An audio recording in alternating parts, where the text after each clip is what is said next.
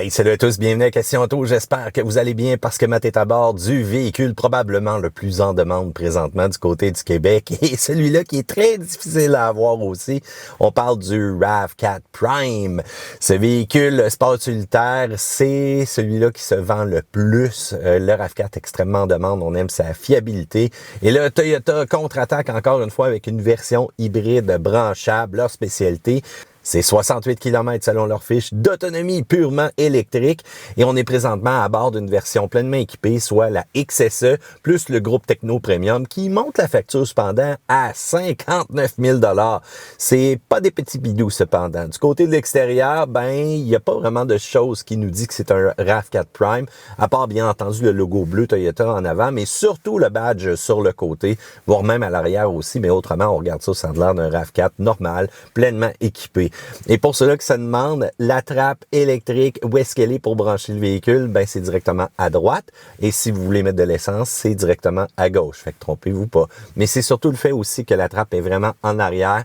Donc, ça dépend de votre configuration de garage, mais ça se peut que vous ayez besoin de faire quelques petits changements ou encore de stationner de reculons. J'aime quand même le look au niveau du RAV4. C'est pas du tout un véhicule qui est laid selon moi, mais il faut pas oublier que les goûts, ça reste personnel et j'aime beaucoup le deux tons, voire le gris, le noir qu'on a comme mélangé avec quelques additions de chrome. Et je trouve que c'est le modèle de RAV4 le mieux réussi à date, surtout côté look. À l'intérieur, écoutez, c'est un RAV4 typique. Cependant, pour le tableau de bord, c'est totalement différent au niveau des instruments. On a vraiment deux aiguilles analogues, dont une qui bouge tout le temps, dépendant à quelle utilisation vous faites du système hybride branchable. Vous avez un écran digital central. Vous avez un gros écran de 9 pouces avec un système multimédia qui, ma foi, une chance qu'on a Apple CarPlay et Android Auto. Et il y a une panoplie de boutons ici au centre, dont celui-là qui change un peu de couleur dépendant dans quel mode vous êtes.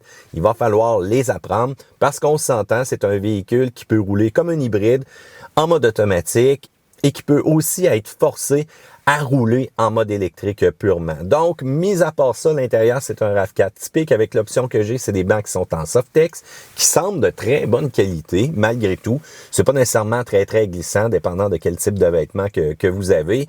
Mais on retrouve la qualité traditionnelle à l'intérieur d'un RAV4. L'espace coffre est très acceptable. Du côté moteur, on utilise un moteur 2.5 litres 4 cylindres 177 chevaux qu'on va combiner à 3 moteurs électriques, moteur générateur. Et ce que ça va faire, c'est qu'en combiné, on parle du RAV4 le plus puissant jamais créé, soit 302 chevaux. Donc, c'est 83 chevaux de plus que la version hybride et amplement de coupe. Dès qu'on appuie sur l'accélérateur, c'est foudroyant. De la batterie, 18.1 kWh, lithium-ion. On va avoir une transmission ECVT et on va avoir un système de traction intégrale qui est électronique. On est capable de remorquer 2500 livres avec celui-ci et il est amplement capable de le faire. Ça, je le sens dans le véhicule. C'est pas mal plus que la version de base qui nous parle de 1500 livres ou encore le RAV4 Trail qui n'est pas nécessairement dépassé parce que lui a un couleur à transmission. Et on parle de 3500 livres pour celui-ci. Du côté des charges, dépendant d'où est-ce que vous habitez. Ici au Canada, là, on a le chargeur 6.6 kW, on se casse pas la tête. Il n'y a pas d'option qui change quoi que ce soit, mais dépendant dans certains pays que vous êtes, on a le 3.3 kW. Donc, ça va être 12 heures sur le 120 pour recharger complètement cette batterie-là, ou encore 4.5 heures sur le 240. Et avec le chargeur qu'on a du côté canadien, pour le 240, c'est 2 heures et demie. Fait que c'est quand même pas si pire si vous avez une borne, bien entendu, qui est plus rapide. Comportement routier, c'est littéralement une fusée, mais rapidement, on se rend compte que ça reste un RAV4 classique. Quand on va arriver dans un détour, quand on va arriver pour freiner, quand on va arriver pour avoir une petite communication de la direction, préparez-vous là, parce que vous allez voir que c'est un RAV4 typique qui dit plus confort que vraiment comportement routier. Il y en a beaucoup qui parlaient d'effet de couple. Quand on est en ligne droite, on le ressent pas. Quand on va être en virage pendant, puis si vous littéralement appuyez au fond sur l'accélérateur, là oui, ça va se ressentir un peu. Il y a beaucoup de mouvements de nez au niveau du balancement du véhicule, que ce soit en freinage, que ce soit en accélération. Puis je vous le dis tout de suite, on s'est amusé à faire rire un peu les gens autour de nous dans le trafic à l'autoroute. Là. Une accélération de nez dans les airs, on relâche, ça s'en va à terre. Fait que le monde sont là, puis ils regardent, puis ils disent « Tabarouette, ça marche donc bien, ce RAV4-là. » Donc, pour l'effet de coupe, c'est quand même pas si pire que ça. Mais je vous rappelle que les pneus, c'est pas cela qui mord le plus. Et ça serait bien d'avoir une version sportive qui aurait un peu plus de mordant, un peu plus de freinage et surtout une direction qui est mieux calibrée. Vous allez avoir différents modes de sélection, mode éco, mode sport. Bon, oui, ça change un peu le comportement, mais ça change pas au point tel de dire qu'on le ressent directement en arrière du volant, mais c'est beaucoup plus réactif au niveau des accélérations. Donc, 0-100 en dessous de 6 secondes, 5.9 pour être plus précis. C'est littéralement dans le territoire des voitures sportives et c'est précis tout le temps. C'est ça qu'on aime. Même les reprises sont foudroyantes. Faites attention. C'est une machine à tickets. Même avec zéro batterie, donc même s'il vous reste absolument rien, l'accélération reste à quelques points de seconde près. Faut dire aussi que même si la batterie se vide, ben elle est jamais réellement vide parce qu'elle agit comme une motorisation hybride. Même chose pour le freinage, ben comme je vous disais, ça reste un comportement de EV et c'est conçu vraiment pour donner du confort.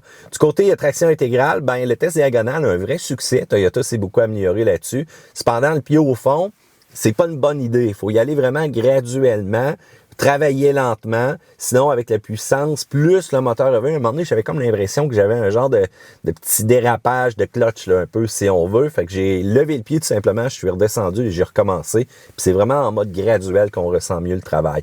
On a un mode trail qui va beaucoup plus ralentir au niveau du freinage, les roues qui vont déraper et ne jamais fermer le contrôle de traction. Sinon, vous allez voir qu'est-ce qui va arriver. Ça l'envoie les pneus enfumés.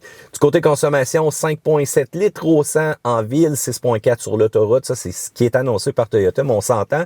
Ça, c'est quand vous n'utilisez pas la batterie, parce que sinon, ça s'applique pas. Avec la batterie, ben c'est pas mal mieux que ça. Là, quand on va parler de combiné, on a fait environ un 2, quelques litres au 100 de mon côté, 2,4, 2,2, quand je manquais tout simplement quelques kilomètres pour terminer mon voyage en utilisant tout ce que j'avais au niveau de la batterie.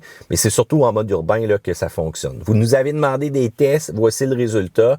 En mode EV seulement, oui, bon, il y en a certains qui ont fait 70 km/h électrique dans un état où est-ce qu'il fait beau, chaud, que c'est un peu plus plat, conduite urbaine et ainsi de suite. Je ne veux pas nommer le nom de journaliste, mais bon, il y en a qui nous l'ont dit, c'est correct, c'est correct. Il y a toujours le petit concours à qui fait le plus de kilomètres cependant en mode véhicule électrique.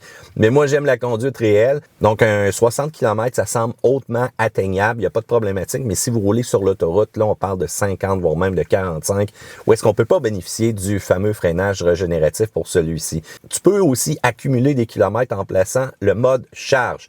Grosso modo, quand tu vas rouler sur l'autoroute, ça va être environ 1 km par entre 3,5 et 4,5 km. Cependant, ceci fait monter ta consommation régulière à 6,5 litres et plus sur l'autoroute.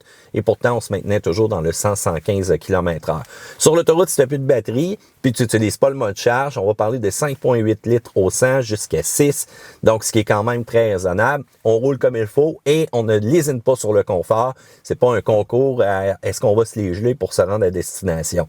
Donc, test fait avec la climatisation, mais bien entendu, ça va pouvoir varier quand il va faire froid et qu'on va rouler sur des pneus d'hiver aussi. Parce que des pneus d'hiver, ça va prendre des pneus qui mordent parce que cette machine-là tire de manière assez incroyable. Il y en a qui m'ont posé la question, régénération, mode éco, mode sport, c'est quoi le mode le plus efficace?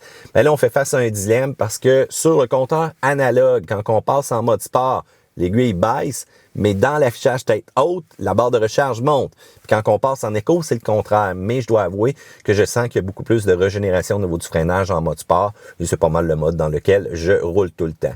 Éco, ça va être bon pour la consommation, mais encore là, moi je trouve que ça fait juste limiter la réactivité de l'accélérateur plus que vraiment là, être éco là, puis gagner des dizaines de kilomètres là-dessus. Là. Faut dire aussi qu'on peut pas faire de one pedal drive. J'aurais aimé avoir un bouton là, qui était vraiment agressif que je pouvais contrôler manuellement où est-ce qu'on aurait pu maximiser la régénération et je suis un peu triste là-dessus.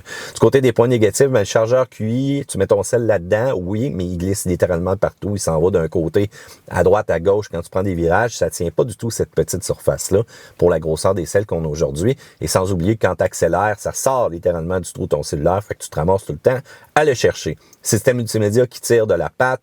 Côté look, ça fait un petit peu dur. Merci Android Auto, Apple CarPlay. L'assise des bancs est très courte. Hein? Moi, les grandes pattes que j'ai, bon, c'est pas le meilleur confort.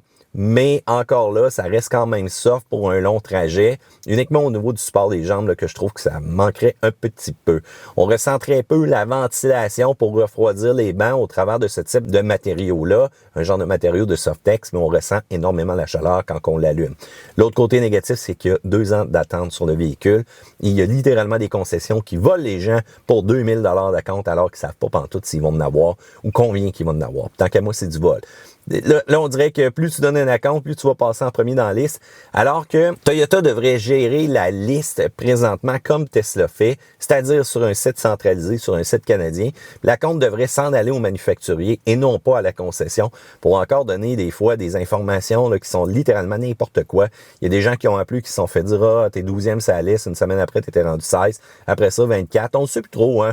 On ne sait pas. C'est géré sur un fichier Excel ou encore sur le coin du bureau du vendeur. Ça, c'est vraiment un peu plate pour ça. Mais que voulez-vous? C'est ce qu'on entend dans les histoires.